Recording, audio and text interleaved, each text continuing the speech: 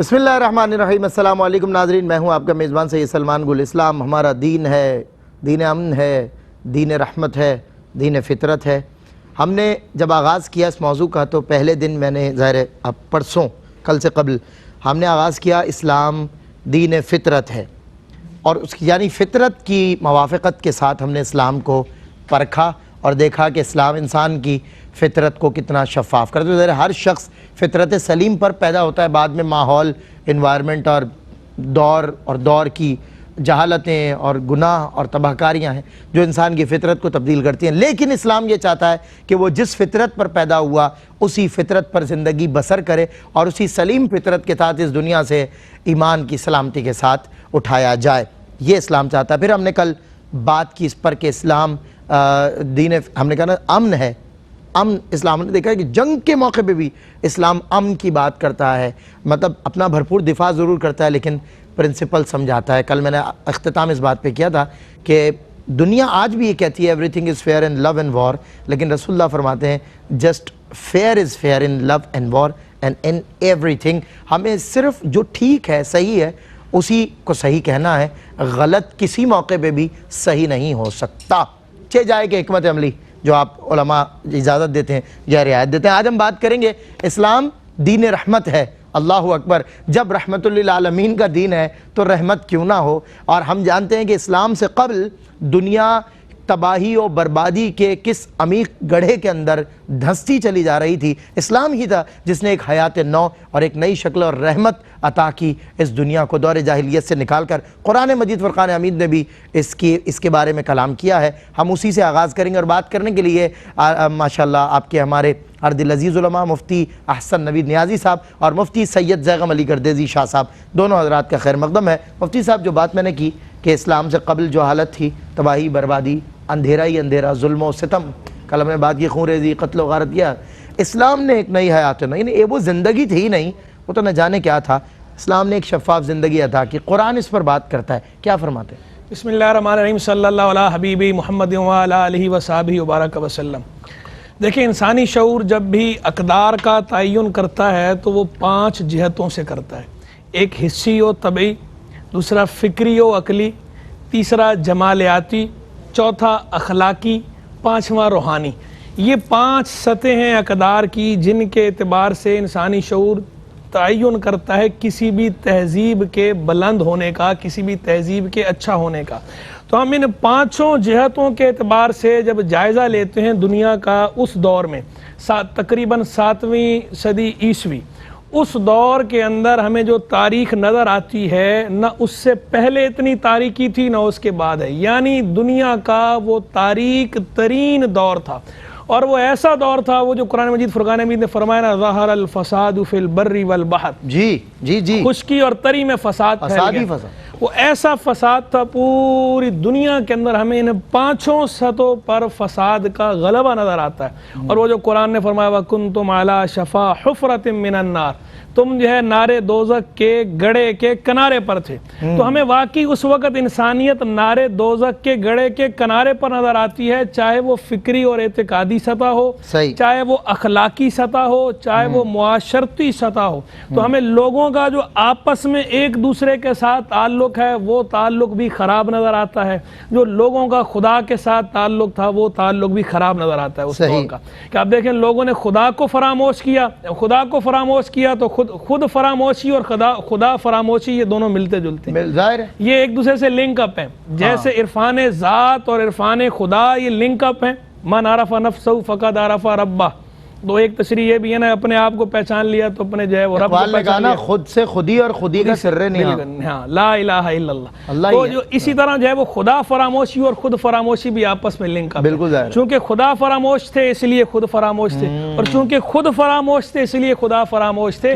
اللہ نے زمین میں انسان کو اپنا نائب بنا کر بھیجا تھا، وہ اس نیابت کو بھول چکے تھے، یہ بھول گئے کہ اللہ نے ہمیں اپنا خلیفہ بنا کر بھیجا ہے، تو اس اللہ کے احکام ماننا تو دور کی بات ہے، یہ اسی خدائے واحد کی جو توحید ہے اسی میں ہی گڑبڑ کر کے بیٹھے ہوئے تھے۔ سب سے بڑی بات تو یہ ہے کہ شرک جو ہے وہ پھیلا ہوا تھا، چاہے وہ سامی مذاہب ہوں یا غیر سامی مذاہب ہوں. سامی مذاہب یہودیت کو دیکھیں، عیسائیت کو دیکھیں، یا غیر سامی مذاہب ہندو مت کو دیکھیں، بدھ مت کو دیکھیں، کنفیوشس کو دیکھیں، زرتشت وغیرہ کے ہاں جو مجوسی مذہب ہیں، جتنے بھی ہم مذاہب دیکھتے ہیں اس دور میں سب میں تحریفات ہو چکی تھیں اور کہیں بھی توحید کی روشنی ہمیں نظر نہیں آتی. ہر جگہ ہمیں شرک کی ظلمت ہی ظلمت نظر آ رہی تھی. آپ فرما رہے ہیں نا خشکی و تری میں فساد پھیل گیا. جب یہ شرک ظاہری بات ہے، شرک آتا ہے تو وہ اپنے ساتھ برائیاں لے کر آتا ہے. جب بندہ خدائے واحد کے ساتھ دوسروں کو شریک ٹھہرانا شروع کر دیتا ہے تو پھر اس کی جبیں دوسروں کے سامنے جھکتی ہے.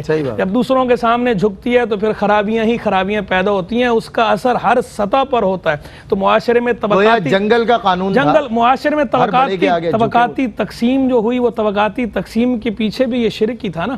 جس نے جو ہے وہ طبقات میں تقسیم کر دیا. وہ تو اسلام نے آ کے بتایا کہ تقوی، علم، پرہیزگاری، اس کے ذریعے علو حاصل ہونا ہے. باقی رنگ، نسل، ذات پات سب کوئی یہ وہ تفریقات نہیں ہیں. ان تفریقات کی بنا پر کسی کو کوئی فضیلت، کوئی برتری نہیں ہے.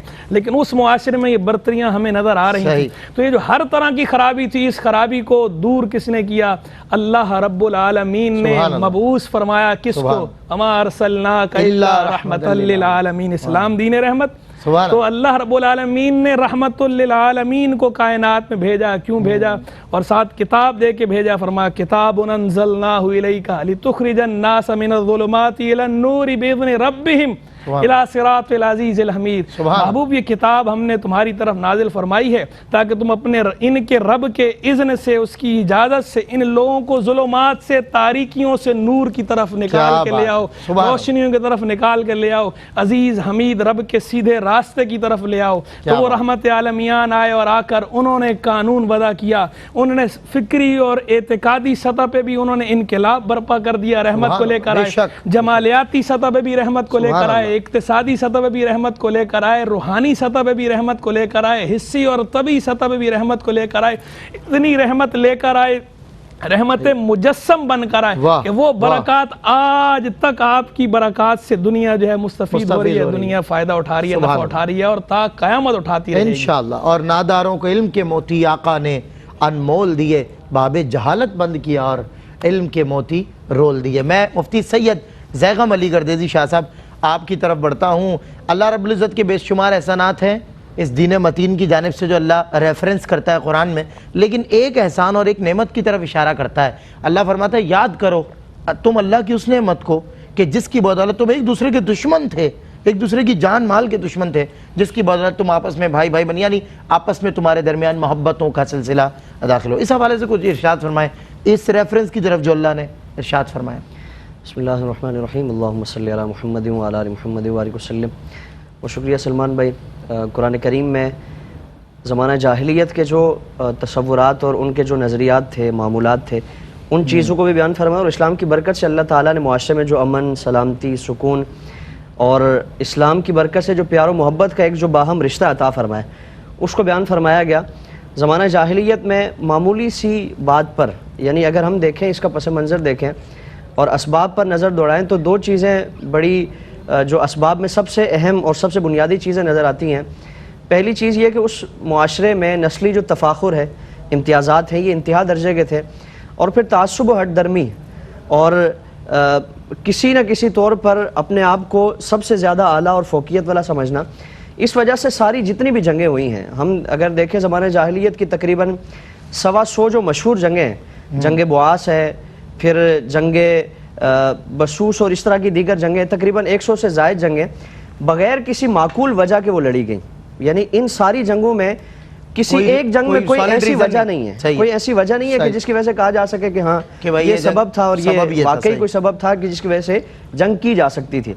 کہیں بس بے وجہ جنگ ہو گئی، کہیں اونٹنی چرانے کی وجہ سے جنگ ہے، بتائیے، اور وہ 100 سال سے زیادہ وہ جاری ہے. بتائیے. کہیں دودھ کے گرنے کی وجہ سے کوئی بلی کو مار دیا، پھر بلی کی وجہ سے کتے کو مار، یعنی یہ سلسلہ وہ دودھ گرانے کی وجہ سے یہ سلسلہ، اور پھر 40 سال تک وہ جنگ جاری ہے. بتائیے. تو اب اس زمانے میں اور پھر یعنی کوئی ایسی اتھارٹی نہیں تھی، کوئی ایسا افراد ایسے نہیں تھے، کوئی ایسے معتبر شخصیات نہیں تھی کہ جو اس معاملے میں پڑھ کر ان سارے معاملات کو حل کرنے کی کوشش کریں. وہ زمانہ جاہلیت، اس کو قرآن کریم میں بیان فرمایا کہ وَاذْكُرُوا نِعْمَتَ اللَّهِ عَلَيْكُمْ، یاد کرو اللہ کی یہ بڑی نعمت، یعنی معاشرے میں امن کا قائم ہونا، یہ اللہ رب العالمین کی اتنی بڑی نعمت ہے کہ اس پر اللہ رب العالمین بطور خاص اس کا تذکرہ فرما رہا ہے کہ تمہاری حالت تو یہ تھی اور تمہیں اللہ تعالیٰ نے اس کے بدلے میں نعمت عطا فرمائی. تمہاری حالت کیا تھی؟ اس کنتم اعداء، جب تم آپس میں دشمن تھے، ایک دوسرے کے جان کے دشمن تھے، خون کے پیاسے تھے، اور تمہاری پیاس اسی وقت بجھتی تھی جب سامنے والوں کو بالکل ملیا میٹ کر دیا جائے. اور زمانہ جاہلیت میں تو اگر کوئی غلام کسی دوسرے خاندان کے کسی بڑے شخص کو مارتا تو غلام کو نہیں بلکہ اس کے ساتھ کئی اور افراد کو قتل کر دیا جاتا کہ یہ تو کسی قابل ہی نہیں ہے کہ اس کو بدلے میں قتل کیا جائے. تو کیفیت یہ ہے کہ ایک معمولی سی بات پر، معمولی سی وجہ پر جو جھگڑا شروع ہونے والا ہے، صدیوں گزر جاتی، اس کا کوئی سرا نہیں نکلتا. تو فرمایا کہ اللہ تعالیٰ کی نعمت کیا ہے کہ اس کنتم اعداء فالف بین قلوبکم، کہ تمہارے دلوں میں اللہ تعالیٰ نے محبت کو ڈال دیا، فاصبحتم بنعمتی اخوانا، تو اللہ تعالیٰ نے تمہارے اندر وہ محبتیں ایسی ہوئی، چاہتیں ایسی ہوئی کہ آپس میں تمہیں بھائی بھائی بنا دیا. صحیح. اور پھر قرآن کریم میں ایک اور مقام پر فرمایا کہ یہ تمہارے درمیان جو اللہ نے محبتیں فرمائی ہیں، یہ اگر تم چاہتے اور تم کوشش بھی کرتے تو تم نہیں کر سکتے تھے. تم پوری کائنات کو جو اگر سرمایہ ہے اور پوری کائنات کے جتنے خزانے ہیں، اس امن کو واپس لانے کے لیے تم اگر خرچ کرتے تم امن نہیں لا سکتے تھے. اور وَأَلَّفَ بَيْنَ قُلُوبِهِمْ لَوْ أَنفَقْتَ مَا فِي الْأَرْضِ جَمِيعًا مَا أَلَّفَ بَيْنَكُمْ، کہ اگر جو تمہارے درمیان یہ اس طرح کی عداوتیں تھی، دشمنی تھی، اگر اس کو ختم کرنے کے لیے تم پوری دنیا کا سرمایہ خرچ کر دیتے، یہ امن قائم نہیں ہو سکتا تھا. وَلَكِنَّ اللَّهَ أَلَّفَ بَيْنَهُمْ، کہ اللہ تعالیٰ نے تمہارے درمیان یہ محبتیں، یہ چاہتیں، یہ اس طرح کی کیفیات پیدا فرمائی. اور کیفیات کیسی ہیں؟ قرآن کریم میں اس کا تذکرہ فرمایا کہ رحماء بینہم، آپس میں انتہائی محبتیں کرنے والے ہیں، چاہتیں کرنے والے ہیں. اور ایک اور مقام پر فرمایا کہ وَيُؤْثِرُونَ عَلَىٰ أَنفُسِهِمْ وَلَوْ كَانَ بِهِمْ خَصَاصَةٌ، کہ اگر اپنی کوئی ضرورت بھی ہوتی ہے. ایک طرف زمانے جاہلیت کا معاملہ دیکھیں صحیح کہ چھین کے کھانے والے لوگ، صحیح بات، اور ایک طرف وہ ہے کہ خود ظلم و زیادتی، اور ایک طرف وہ ہے صحیح بات، ایک دوسرے پر یعنی ہر طرح کا گناہ اور ہر طرح کے جو اس طرح کے معاملات ہیں وہ کیے جاتے ہیں. اور دوسری طرف یہ ہے کہ ایک سری اگر کسی کے ہاں پیش کی جاتی ہے وہ 7 گھروں میں اس خیال کے ساتھ بھیجی جاتی ہے کہ شاید مجھ سے زیادہ وہ مستحق ہو. جنگ میں اگر کسی زخمی کو پانی پلایا جاتا ہے، مسلمان بھائی وہ پکارتا ہے کہ میں پیاسا ہوں، اس خیال کے ساتھ اس کی طرف پانی بھیج دیا جاتا ہے کہ شاید مجھ سے زیادہ اس کا ضرورت ہو. اور پھر حضرت مولا کائنات کا معاملہ دیکھیں، ایک کمبل ہے بوسیدہ ہو چکا ہے، آپ سے عرض کی جاتی ہے کہ آپ اس کو اتارتے کیوں نہیں ہیں؟ تو آپ نے فرمایا کہ یہ میرے خلیل عمر نے مجھے پہنایا ہے اور میں اس کو اپنے آپ سے جدا کرنا یہ گوارا نہیں کرتا. یہ اللہ تعالیٰ نے محبتیں اور یہ چاہتے اسلام کی بدولت. کیا خوبصورت بات، ماشاءاللہ. ناظرین کرام، اسی پر ایک وقفہ اور وقفے کے بعد اسلام دین رحمت ہے. دیکھیں اسلام کیسا دین رحمت ہے. ایک مثال، جو میں ساری مثالیں وہی تھی کہ چھین کے کھانے والا معاشرہ، بھرے ہوئے پیٹ میں بھی چھین کے کھانا اپنا شیوا، یا چھین کے ضائع کر دینا بھی اپنا شیوا سمجھتا تھا. اس معاشرے میں لوگوں نے بھوک کے عالم میں 2 دن کے فاقے کیے ہوئے لوگ تلاش کرتے تھے کہ کوئی کھانے والا ہو تو اسے کھلا دیں. اس کی بھوک ہم پہ مقدم ہے. کس نے کیا؟ اللہ اکبر، رحمت عالمی آپ کی ذات ہے، سب پہ لطف و کرم ہے. آیا آپ کا وقفے کے بعد ملاقات کرتے ہیں. جی ناظرین کرام، خیر مقدم ہے ایک مرتبہ پھر آپ کا پروگرام روشنی میں. اسلام دین رحمت ہے، رحمت للعالمین کا دین ہے تو رحمت ہی ہوگا. اور اسلام ایک تو دین بھی رحمت، اور اس دین کا دائی، اس دین کا ہمیں دینے والا بھی رحمت. اللہ اکبر، رحمت ہی رحمت ہے. میں مفتی احسن نوید نیازی صاحب سے اس حوالے سے کہ دور جاہلیت کو ہم ریفرنس کرتے ہیں نا اکثر کہ حضور کے آنے سے قبل جہالت کا حضور نے خاتمہ کر دیا، اندھیروں سے نکالا، روشنی میں لے آئے، فروغ علم کے حوالے سے. انفیکٹ ایک موقع پہ آپ کو یاد ہوگا جب ہماری بات ہوئی، صحابہ اکرام نے بھی کیا روشن دور دکھایا دنیا کو. آپ نے ریفرنس دیا تھا حضرت عبد الرحمن بن عوف کا کہ علم کے حوالے سے آپ یہاں سے وہاں تشریف لے کر وہاں موجود تھی، ساری سیٹنگز ہوئی ہوئی تھی، اور پھر آپ نے اللہ کے فضل و کرم سے ادارہ علماء بنائے. کیا بات، مصعب بن عمیر کا آپ نے ریفرنس دیا تھا. جی کیا ارشاد فرمائیں گے اس حوالے سے؟ رسول اللہ نے جہالت کو ختم کیا، اس اندھیرے کو ختم کیا اور علم کو فروغ دیا. دیکھیں سیدنا رسول اللہ صلی اللہ علیہ وسلم کی اور دین اسلام کی کیا علم کے حوالے سے کیا بات کریں. اگر مجھ سے پوچھیں کہ اسلام کی جو خصوصیات ہیں اس کو اگر صرف 2 لفظوں میں بیان کریں تو 2 لفظوں میں سب سے پہلے جو ابتدائی 2 لفظ میں استعمال کروں گا وہ ایک علم استعمال کروں گا اور دوسرا محبت استعمال کروں گا. کہ اسلام جو ہے اس کی ساری خوبیاں سبحان اللہ، مرکزی دو خوبیاں اگر صرف جو خلاصتاً بیان کی جائیں تو پہلی علم ہے اور دوسری محبت ہے۔ تو اسلام محبت کا دین ہے، اسلام علم کا دین ہے۔ اسلام کے والی جو اسلام کے نبی ہیں سیدنا رسول اللہ علیہ السلام، انہوں نے تو فرمایا انما بعثت معلما، مجھے معلم بنا کر بھیجا گیا۔ جو جس دین کے نبی اور رسول، جس دین کے والی رہبر وہ یہ فرمائیں کہ معلم بنا کر بھیجا گیا ہے، تو اس دین کا علم کے ساتھ کیسا تعلق ہوگا اور وہ دین علم کو کیسا پروموٹ کرے گا اندازہ لگا لیں۔ اور پھر آپ پہلی وحی دیکھیں، اس دین کی پہلی وحی جو جناب رسالت مآب صلی اللہ علیہ وسلم کو کی گئی، اقرا، محبوب پڑھو۔ جس دین کی پہلی وحی اقرا ہو، آغاز ہی جس کا جہاں پہلی اینٹ اقرا ہو، علم سے شروع ہو رہی ہو، تو اس دین کا علم کے ساتھ تعلق اور معاشرے میں علم کے فروغ کے ساتھ کیسا تعلق ہوگا، اس کا اندازہ آپ لگا سکتے ہیں۔ پھر یہ وہ دین ہے کہ جہاں بچے اس دین کے ماننے والوں کے بچے کی زبان پر یہ روایات موجود ہیں، اطلب العلم من المہد الی اللحد، ماں کی گود سے گور تک علم حاصل کرو، پنگوڑے سے جو لحد تک علم حاصل کرو۔ بچے کی زبان پر روایت ہے اطلب العلم ولو بالسین، علم حاصل کرو چاہے چین ہی کیوں نہ جانا پڑے۔ بچے کی زبان پر روایت ہے طالب العلم فریضۃ علی کل مسلم، علم حاصل کرنا ہر مسلمان پہ فرض ہے۔ ابھی میں ان روایات کی استنادی حیثیت پہ گفتگو نہیں کر رہا، ان کی استنادی حیثیت میں کلام ضرور موجود ہے محدثین کا، محدثانہ کلام اپنی جگہ پر۔ تھوڑی دیر کے لیے اگر ہم اس کو ذہن میں رکھیں محدثانہ کلام کو بھی، اور اگر یہ تسلیم کر لیں کہ یہ حضور جان عالم علیہ السلام کا فرمان نہیں ہے، تو بھی یہ مانے بغیر چارہ نہیں کہ اگر یہ سرکار کا فرمان نہیں ہے تو کسی نہ کسی بزرگ کا فرمان ضرور ہے۔ جنہوں نے اس کے حدیث ہونے کا انکار کیا ہے، اس کی اسنادی حیثیت پہ کلام کیا، یہ بات تو ان کو بھی تسلیم ہے کہ یہ باتیں کہی ہوئی اسلام کے کسی بڑے آدمی کی کہی ہوئی ہیں۔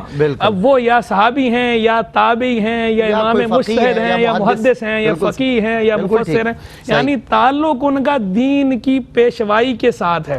تو حضور جان عالم صلی اللہ علیہ وسلم کا فرمان ہو یا اس دین کے سرکار علیہ السلام کے کسی غلام جو اس دین کا پیشوا ہے اس کا فرمان ہو، بچے کی زبان پہ جاری ہونا اس بات کا اشارہ ہے کہ ہے کسی بزرگ کا ہی کلام، سرکار کا ہو یا نہ ہو لیکن کسی بزرگ کا کلام۔ بہرحال یہ ہے تو علم کی پروموشن اس دین نے ایسی کی ہے کہ بچے کی زبان پہ یہ باتیں جاری کر دی ہیں جن کا تعلق علم کے ساتھ ہے۔ پھر آپ اس دین کے اندر دیکھیں کہ اس دین کی جو کتاب ہے، جو کتاب اللہ نے نازل فرمائی ہے، اس کتاب کا نام کیا ہے؟ قرآن، پڑھنا۔ قرآن اس کا معنی ہی ہے پڑھنا۔ اقرا سے آپ نے شروع کیا اور قرآن جو ہے یہ دین تو ہے ہی وہ جو علم کو اتنا پروموٹ کرتا ہے، پڑھنے کو اتنا پروموٹ کرتا ہے۔ اور پھر اس کتاب کو بھی دیکھیں تو اللہ تبارک و تعالیٰ جا بجا کیا ارشاد فرماتا ہے، وَفِي أَنفُسِكُمْ أَفَلَا تُبْصِرُونَ، اور وہ تمہارے نفسوں میں ہے تو کیا تم بصیرت نہیں کرتے؟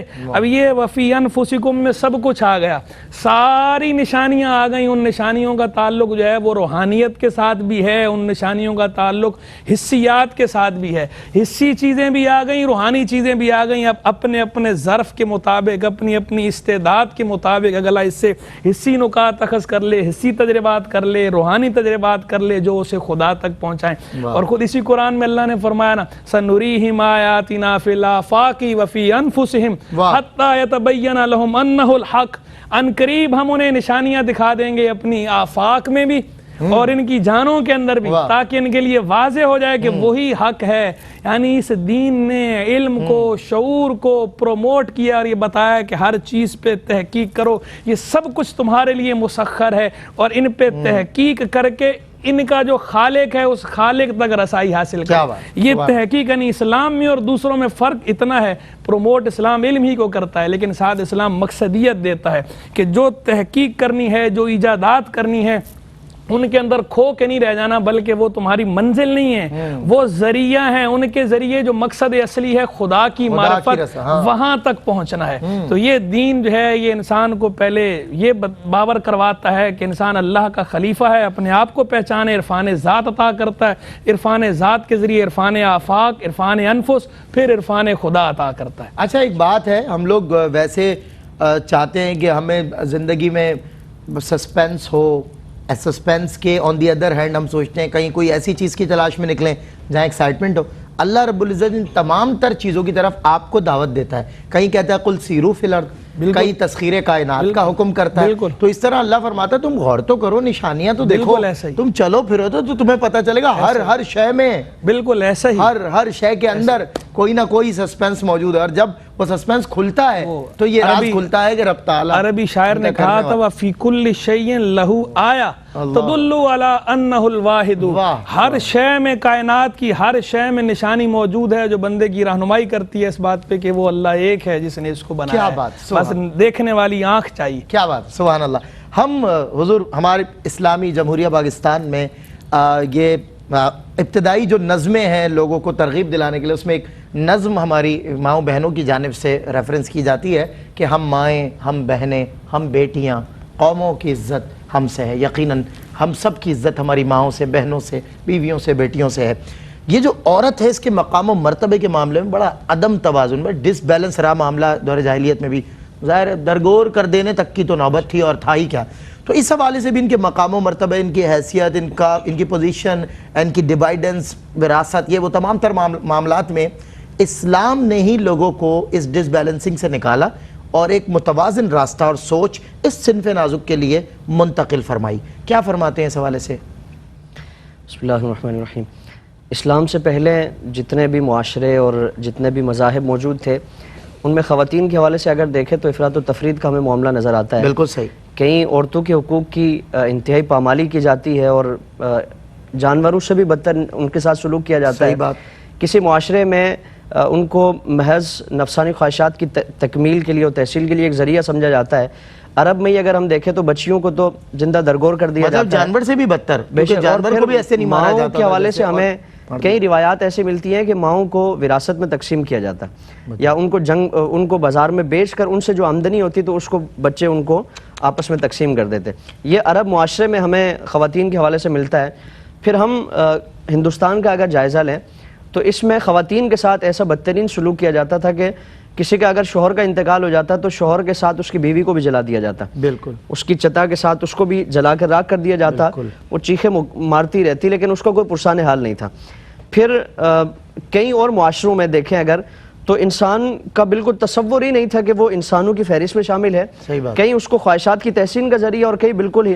اور پھر کئی ایسے معاشرے تھے کہ خواتین کو بے پناہ آزادی حاصل ہے. صحیح. اور ایسی آزادی جو مادر پدر آزادی جو اخلاقیات کے دائرے سے بھی باہر ہے. یعنی خواتین کو یہ ہے کہ وہ ایک سے زائد کئی اپنی مرضی کے مطابق نکاح کر سکتی ہیں. تو یہ ایک افراط و تفرید کا ہمیں معاملہ نظر آتا ہے. اسلام اعتدال کا مذہب ہے، توازن کا مذہب ہے. ہر معاملے میں بالخصوص خواتین کے معاملے میں انتہائی ستھری تعلیمات عطا فرمائے اور ایسے حقوق عطا فرمائے کہ کسی مذہب میں اس کا تصور نہیں کیا جا سکتا. ہم اگر خواتین کے حوالے سے اسلام کی تعلیمات کا جائزہ لیں تو سب سے پہلے تو اس کو زندہ رہنے کا حق دیا گیا. صحیح بات. کہ یہ وہ شے نہیں ہے کہ اس کو مار دیا جائے، اس کو زندہ درگور کیا جائے. جس طرح تمہارے بیٹے ہیں فرمایا کہ ایسے ہی تمہاری بیٹی ہے. صحیح. اللہ تعالیٰ بیٹے بھی عطا فرماتا ہے، بیٹیاں عطا فرماتا ہے. جس کو چاہے وہ بیٹے عطا فرمائے، جس کو چاہے وہ بیٹیاں عطا فرمائے. اور اس سنگین عمل کی مذمت بیان فرمائی گئی کہ وَإِذَا الْمَوْءُودَةُ سُئِلَتْ بِأَيِّ ذَنبٍ قُتِلَتْ کہ اس زندہ درگور کی ہوئی بچی سے پوچھا جائے گا کہ تجھے کس گناہ کی وجہ سے، کس وجہ سے تجھے قتل کیا گیا، یعنی تیرا قصور کیا تھا. یہاں مفسرین فرماتے ہیں کہ قاتل سے نہیں پوچھا جائے گا کہ تو نے قتل کیوں کیا، تو نے اس کو زندہ درگور کیوں کیا، کیونکہ اللہ رب العالمین کی رحمت یہ گوارا نہیں فرمائے گی کہ اس سے کلام بھی کیا جائے، یعنی اس کو اتنا دور کر دیا جائے گا، دھتکار دیا جائے گا. یہاں صرف اسی کی مانی جائے گی، اسی سے پوچھا جائے گا کہ بتا. تو یقیناً اس کا کوئی گناہ نہیں ہے، اس کا کوئی جرم نہیں ہے، وہ بلا وجہ اس کو قتل کیا گیا. اور تو سب سے پہلے ان میں وہ بھی ہوں گے جن سے نہیں پوچھا جائے گا اس وجہ سے کیونکہ وہ رسول اللہ کے دامن رحمت سے وابستہ ہو گئے تھے. پھر اس کے بعد انسان پھر خواتین کو معاشی حقوق عطا فرمائے گئے. یعنی وہ ہمارے معاشی معاملات میں برابر کی شریک ہے. وراثت اگر کوئی شخص چھوڑ کے جاتا ہے تو اب وہ وراثت میں اس کو نہیں تقسیم کیا جائے گا، بلکہ وراثت کا جو بھی مال ہے وہ ماں ہے تو اس کو بھی دیا جائے گا.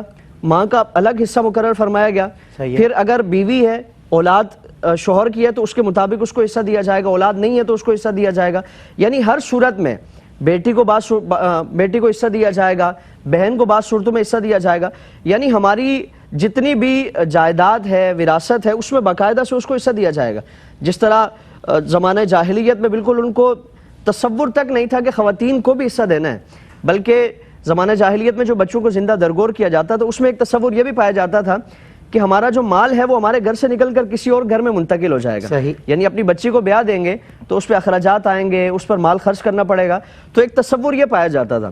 پھر اسلام میں خواتین کی تعلیم کا حقوق, تعلیم کا حق جو ہے کہ جس طرح بچوں کو تعلیم دی جائے, فرمائے کہ اس طرح بچیوں کی بھی تعلیم و تربیت کا اہتمام کرنا ہے. اور اس کی اتنی فضیلت بیان فرمائی. سید عالم صلی اللہ علیہ وسلم نے فرمایا کہ اگر جس نے اپنی بچیوں کو پڑھایا لکھایا, ان کی پرورش کی, ان کا نکاح کیا, فرمایا کہ کل قیامت میں میرے ساتھ وہ ایسے ہوگا. پھر آزادی اظہار رائے, حضرت عمر فاروق کا مشہور واقعہ, خاتون کھڑی ہو جاتی ہے کہ آپ کو کس نے اختیار دیا کہ مہر کی رقم مقرر کریں, جب اللہ نے نہیں مقرر فرمایا. تو آپ نے فرمایا کہ آج ایک عورت نے عمر کی اصلاح کری. تو اتنے حقوق دیے کہ کسی معاشرے میں اس کا تصور نہیں کیا اور کسی معاشرے میں یہ تصور بھی نہیں کیا جا سکتا کہ خلیفہ وقت ہو اور آپ کہہ لیں کہ بادشاہ زمانہ ہو اور وہ ایک رعایا کی, ایک عام عورت کے اٹھنے پر اس کی رائے پر اپنی اصلاح کرے اور اپنے آپ کی طرف دیکھے اور اس کا اعتراف کرے.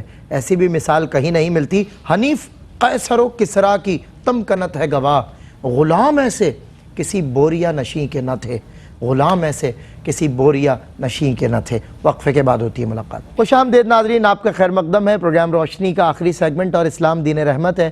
ہم اس پر بات کریں. کچھ میں نے تھوڑے سوالات وہ ریفرنس کے طور پہ ظاہر ہے ہمیں پتہ چلے کہ اسلام دین رحمت ہے, کیوں ہے, آغاز سے داعی اسلام سے ہم جو ہے مثالیں آپ کے سامنے پیش کریں.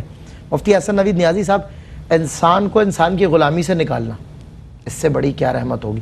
پھر سب سے بڑی بات عصبیتی, رنگ و نسل کی تفریق, اور پھر میں کالا تو گورا, میں بڑا تو چھوٹا, سب چیزیں, عربی اجمی, اللہ اکبر. ان تمام تر تفریقات کو ختم کر دینا میں سمجھتا ہوں رحمت للعالمین کا ایک رحمت کے دائرے میں آ جانے والی بات ہے.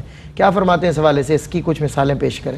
دیکھیں, دین اسلام کے کارنامے تو سبحان اللہ اتنے ہیں کہ ہم بیان کرتے رہیں اور ختم نہ ہو. صحیح. لیکن ان کارناموں میں سے جو سب سے بڑے کارنامے جنہیں شمار کیا جاتا ہے ان میں سے ایک یہ بھی ہے کہ یہ جو اس وقت سرکار عیسیٰ السلام کے تشریف لانے سے پہلے جس طرح انسان غلامی میں جکڑے ہوئے تھے, بندھنوں میں بندھے ہوئے تھے, خدائے واحد کے سامنے سر جھکانے کی بجائے مظاہر فطرت, مظاہر قدرت کی پرستش میں پڑے ہوئے تھے, یا ذات پات کی تفریق میں پڑے ہوئے تھے, رنگ نسل زبان کی تفریق میں پڑے ہوئے تھے, اور ان چیزوں کی بنا پہ آگے جھکے ہوئے اور بالکل اگلوں کے اس طرح محکوم تھے کہ جسے واقعی غلام کہا جاتا ہے. ذہن بھی ان کا غلامانہ اور ان کے جو ظاہری مالکانہ حقوق ہیں وہ بھی اگلوں کو حاصل ہی تھے. تو اسلام نے اور حضور جان عالم صلی اللہ علیہ وسلم نے تشریف لا کر کیا رحمت فرمائی, کیا احسان فرمایا.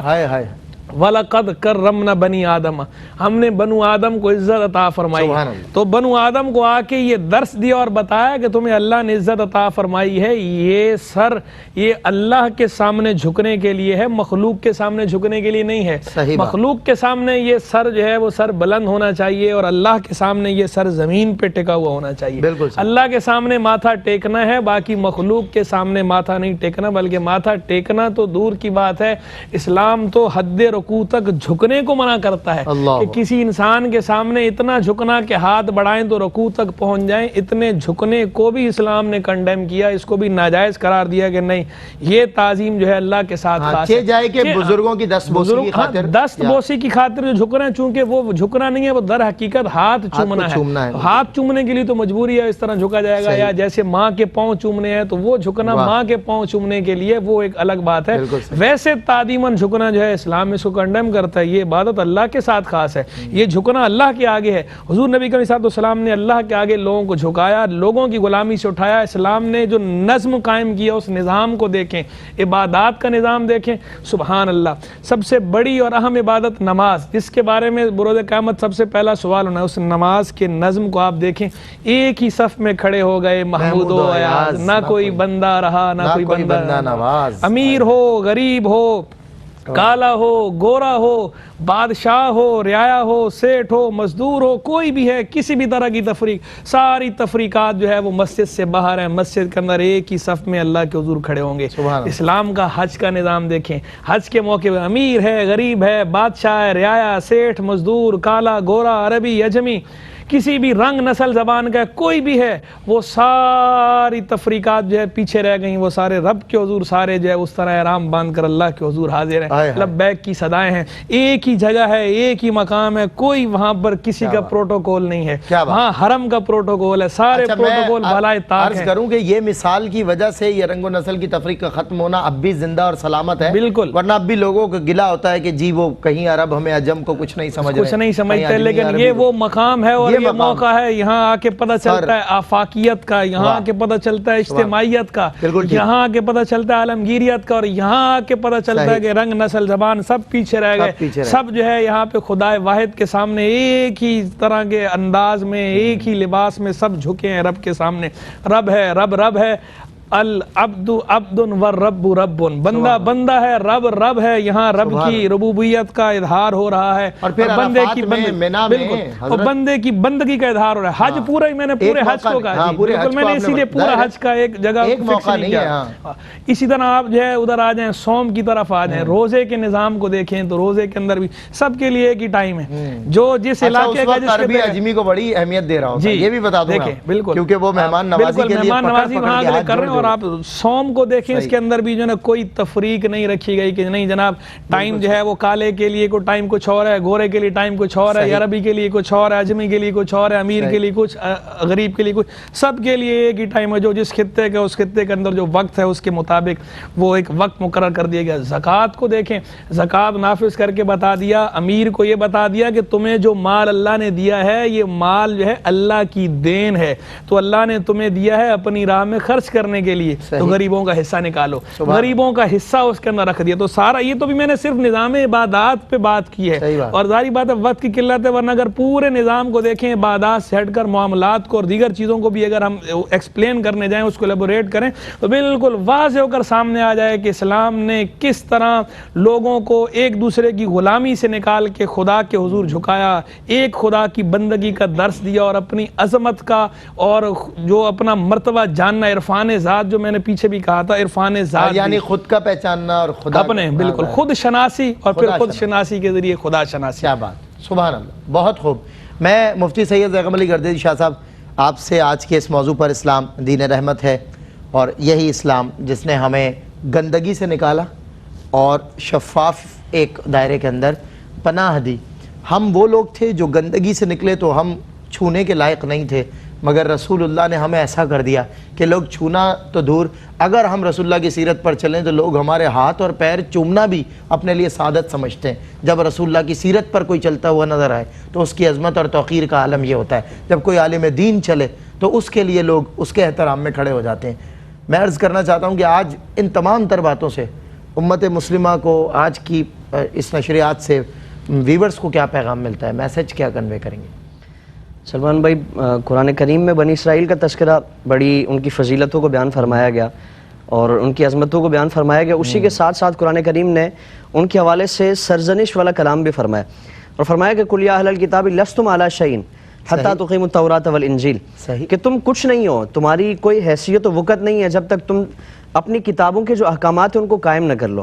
تو بالخصوص یہود و نصارہ سے کلام فرمایا گیا، اور اس میں ہمارے لیے بھی میسج ہے، اور آج کے سارے اس پروگرام کا، ان ساری تعلیمات کا میسج یہی ہے کہ مسلمان کو اللہ تعالیٰ نے جو شان و شوکت عطا فرمائی، عزت و ایک افتخار کا معاملہ فرمایا، وہ اسی صورت میں ہے کہ جب قرآن حدیث سے اپنے آپ کو منسلک رکھے گا، قرآن حدیث کے احکامات کے مطابق وہ اپنی زندگی بسر کرنے کی کوشش کرے گا، طبقاتی تقسیم ہے، ایک دوسرے کے حقوق کی پاسداری کرنا ہے، ان ساری چیزوں سے متعلق جو معاشرتی برائیاں ہیں ان کے حوالے سے اگر اسلامی تعلیمات پیش نظر رہیں گی تو اللہ تعالیٰ وہ عزت اور وہ عظمت عطا فرماتا ہے۔ کنتم خیر امت کا تاج اس امت مسلمہ کو اللہ تعالیٰ عطا فرماتا ہے۔ اگر ایسا نہیں ہے تو پھر وہی لستم علی شیء والا معاملہ ہے کہ تم کچھ بھی نہیں ہو، تمہاری کوئی حیثیت و وقت نہیں ہے، کیونکہ انسان کا جہاں تاج کرامت کا قرآن نے تذکرہ فرمایا، اسی کے ساتھ ساتھ اسی انسان سے متعلق فرمایا کہ اولئک کالانعام بل ہم اضل، کہ یہ جانوروں سے بھی بدتر ہیں، جو جن کی زندگیاں وہ قرآن و سنت کے مطابق نہیں ہے، جو اسلام کے مطابق نہیں ہے، جو اسلام سے منسلک نہیں ہے۔ تو آج اگر امت مسلمہ عزت و افتخار چاہتی ہے، دنیا اور آخرت کی سرخروئی چاہتی ہے، ہم میں سے ہر شخص اپنا محاسبہ کرے، قرآن اسی کی دعوت دیتا ہے کہ وَلْتَنْظُرْ نَفْسٌ مَا قَدَّمَتْ لِغَدٍ، جی جی کہ تم غور کرو کہ تم اپنے آئندہ کل کے لیے کیا تیاری کر رہے ہو. صحیح. تمہارا مستقبل جو شروع ہونے والا ہے اللہ کی بارگاہ میں ان سارے معاملات، شب و روز کی ساری مصروفیات، سارے معمولات کا اس کی بارگاہ میں جواب دینا ہے. اور جواب کیسے ہے؟ سید عالم صلی اللہ تعالیٰ علیہ وآلہ وسلم نے فرمایا کہ آج تمہارے ہاں یہ دارالعمل میں تم جی رہے ہو، آج تم سے کوئی مواخذہ نہیں ہے، کوئی حساب و کتاب نہیں ہے. صحیح. ان قریب تم دارالجزا میں ہوں گے، دارالحساب میں ہوں گے، وہاں تم عمل کو ترسو گے، تمہیں عمل کو مہلت نہیں دی جائے گی. ہاں تم ایک لمحے کے لیے کہو گے ہمیں دوبارہ زندگی دے دی اور جائے. قرآن کریم میں کئی مقامات پہ اس کو فرمایا گیا کہ وہ آخرت میں عرض کریں گے کہ الہی لولا اخرتنا الی اجل قریب، کہ تو نے ہمیں تھوڑی سی مہلت کیوں نہیں دی کہ ہم صدقہ کرتے، ہم نیک اعمال کرتے، نجب دعوتک ونتبع الرسل، یا فاصدق واکن من الصالحین دوسرے مقام پر فرمایا. تو فرمایا کہ مہلت نہیں دی جائے گی اور حق والوں کو جو اس کا حق دیا جائے گا. یعنی دنیا میں اگر کسی نے کسی کا حق مارا ہے تو فرمایا کہ وہ اللہ کی بارگاہ میں حاضر ہو جائیں گے، اپنے حق کا تقاضا کریں گے، جن پر ان کا تقاضا ہوگا ان کو اللہ کی بارگاہ میں پیش کیا جائے گا. ان کے اعمال کا جو ایک بڑا ذخیرہ تھا، انبار تھا، حضور نے ان کو مفلس فرمایا کہ یہ مفلس ہیں، انبار کا بڑا ذخیرہ، ایک نیکیوں کا بڑا انبار لے کر آئے ہیں، ذخیرہ لے کر آئے ہیں. تو وہ ان کا جو تقاضا کرنے والے ہیں جن کا دنیا میں انہوں نے حق مارا ہے، تو وہ اللہ رب العالمین ان کی نیکیاں لے لے کر ان کے نامہ اعمال میں ڈال دے گا. صحیح. اور فرمایا کہ اگر ان کا تقاضا ختم ہونے سے پہلے ان کی نیکیاں ختم ہو جائیں تو اللہ تعالیٰ ان کے گناہ لے کر ان کے نامہ اعمال میں ڈال دے گا. تو آج ہم دیکھیں کہ ہم اس معاشرے کے شہری اور بحیثیت مسلمان ہماری جو ذمہ داریاں اللہ نے رکھی ہیں، جو حقوق و فرائض کا ایک سلسلہ اللہ تعالیٰ نے رکھا ہے، ہماری کس قدر اس میں اس کا اہتمام ہے، اس کی پاسداری کس قدر کی جاتی ہے اور کس قدر اس کی پامالی کی جاتی ہے. آج تو ہم سے اگر کوئی تھوڑا سا ہمیں اوورٹیک کرنے کی کوشش کرے تو ہمارا مزاج تو بالکل ہمارا پارا بالکل وہ ہائی ہو جاتا ہے، اور کیفیت یہ ہے کہ بالکل عدم برداشت ہے، بالکل رواداری، پیار، محبت، برداشت، یہ ساری چیزیں مفقود ہو چکی ہیں. تو ان کا خیال رکھا جائے، اللہ رب العالمین کی بارگاہ میں جواب دہ ہونا ہے، اور ان ساری چیزوں سے متعلق اللہ رب العالمین کی بارگاہ میں ہم نے حساب دینا ہے. بالکل صحیح. بہت شکریہ عقیلہ، آپ تشریف لائے. صاحب آپ کا شکریہ، بہت خوبصورت آپ لوگوں نے کلام فرمایا اور بڑا مدلل، بڑا مثالوں کے ساتھ. اللہ تعالیٰ آپ کو سلامت رکھے. ناظرین کرام، آج کے پروگرام روشنی بس اتنا. اسلام دین رحمت ہے، اس سے ہمیں رحمت حاصل ہوئی. ہم ایک عجیب غضبناک دور، وہ دور جس کو ابھی اگر ہم غور کریں کہ دور ایسا بھی تھا انسانوں کے ساتھ برتاؤ. لوور مڈل جو کلاس ہے آج، اگر یہ خود کو ازیوم کرے اس دور کے اندر تو ان کے ساتھ ہوتا کیا. یعنی ان کے گھر کا کوئی بھی فرد کبھی بھی کسی بھی بات پہ مار دیا جاتا، ان سے جو کچھ ہے وہ غصب کر لیا جاتا. یہ اگر 2 دن کے ترسے ہوئے بھی کھانا کھا رہے ہوتے تو ان سے کھانا چھین کے ان سے اوپر کا طبقہ کھا لیتا. ایسے دور کے لیے سوچ سکتے ہیں آپ، آج سب کچھ ہمارے پاس ہے، اللہ کی ہر عطا، ہر آسائش، ہر 3 وقت کا. میں اکثر لوگوں کو مثال دیتا ہوں مفتی صاحب کہ وہ جس کو آپ اوپر کی طرف آنکھ اٹھا کے دیکھتے ہیں کہ وہ بڑے جو ہے ایلیٹ کلاس لوگ ہیں، بڑے رائل لوگ ہیں، بڑے اچھی غذائیں کھا رہے ہیں، کھاتے وہ بھی 2 روٹی ہوں گے، کھاتے آپ بھی 2 روٹی ہیں. اللہ تعالیٰ رزق سب کو دیتا ہے. اللہ کا صبر کرنے والے بندے، شکر والے بندے بنے. اللہ نے آپ کو رحمت عطا فرمائی، رحمت والا دین، رحمت والی کتاب، رحمت والا نبی عطا فرمایا. چاروں اطراف آپ کی رحمت ہی رحمت ہے. آپ لوگوں کے لیے رحمت بنے، رحمت والے دین میں ہیں تو لوگوں کے لیے رحمت بنے، ینفع الناس بنے. آپ کے ہاتھوں سے، آپ سے لوگوں کا مال محفوظ رہے، ان کی جانیں محفوظ رہیں، ان کی عزتیں محفوظ رہیں. رحمت والے دین کے ماننے والوں، کسی کے لیے زحمت نہ بننا، رحمت ہی بننا. دیجیے اجازت، انشاءاللہ آپ سے پھر ملاقات ہوگی پروگرام روشنی میں. تب تک کے لیے السلام علیکم ورحمۃ اللہ وبرکاتہ.